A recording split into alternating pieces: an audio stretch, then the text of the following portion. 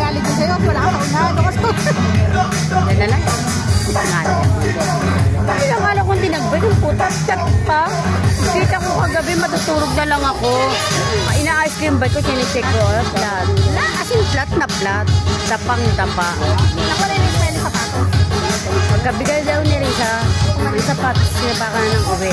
Pero nakita niya wala na si Den. Kasi nagka-accident eh. Sabi niya, uwi na ako kasi ang dilim daw, malaki daw sila yung book. Oo, sinundo daw siya eh. Sinundo daw siya ni Bo.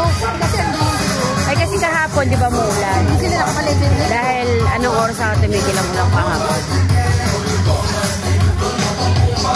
Hindi sila nakapalagay din dito. Di ba dito pamalagay nila? Oo, tapos kahapon muulan.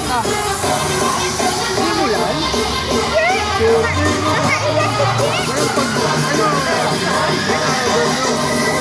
Dati malo kanina. Minura si ano. Nagladalo ko yung piso ko.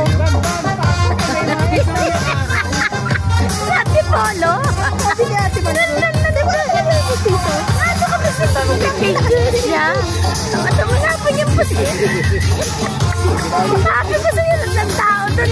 Ang dami namin sa 20. Wala kang makita hindi iniit na tao. Nagulagi ako na ako kung ano nang sabi.